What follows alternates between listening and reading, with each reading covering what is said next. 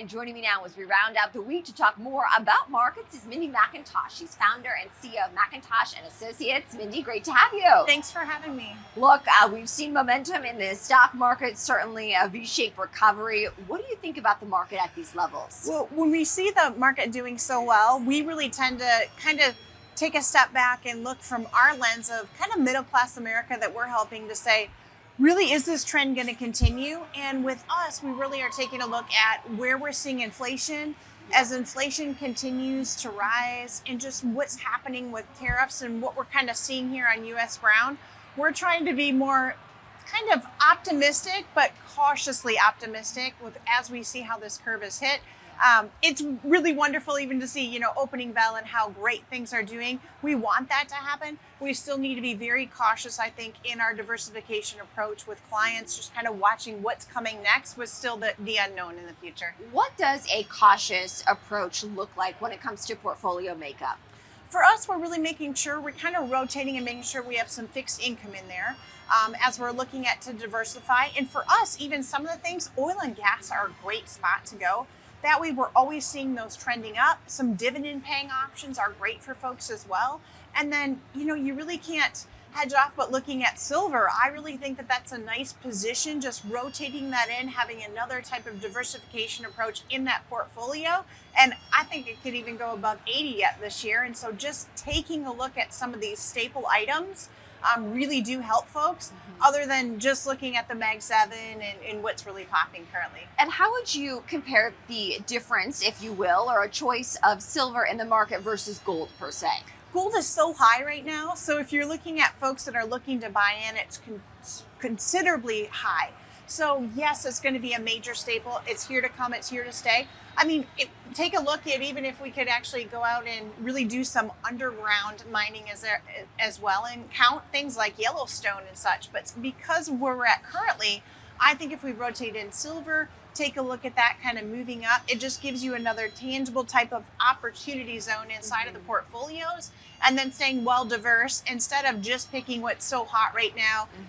AI, tech, healthcare is always going to be our staples that are going to kind of stay in the mixture as well. That'll stay in the mixture. Got that. Of course, Yes. the president debuting in Washington earlier this week is AI Action Plan. What's your takeaway from that?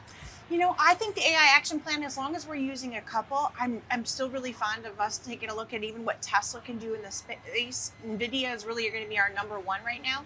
But even as you take a look at consumer staples, it's even helped us in day-to-day work, right? Anything that we're seeing with AI, how we deliver things, our service orientation with consumers, even how people are finding ways to save money right now in the economy.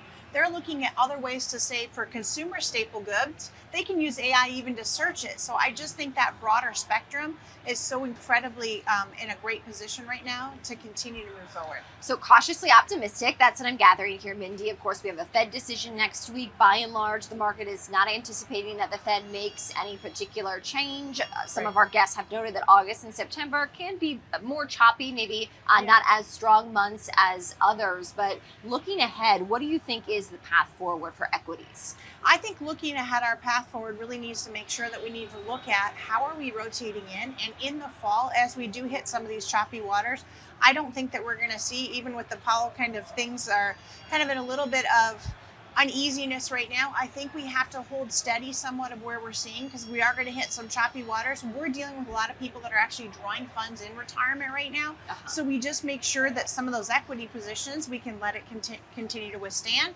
And then really looking at what type of envelopes that folks can actually be drawing from, even as we flip into this big, beautiful bill that was passed, and how it's really affecting folks with taxes and giving new opportunity zones right now as well. What are the implications in this bill for your client base when it comes to taxes? Some of our biggest things is just making sure right now we can actually do a lot more Roth conversions. So the single and the married filing jointly tax deduction did go up significantly. We're actually finding that we can go ahead and make those conversions now, reduce their taxable outcomes, and actually save more of those consumer dollars for our consumers that we're helping.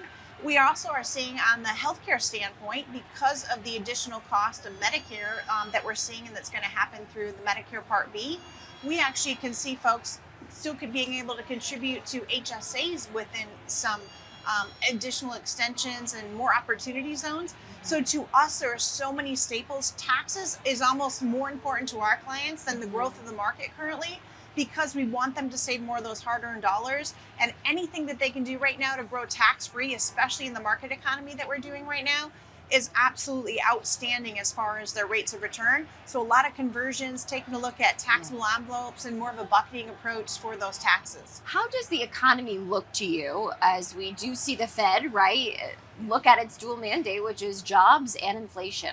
When we see jobs and inflation, to me, I feel like they have a tricky job.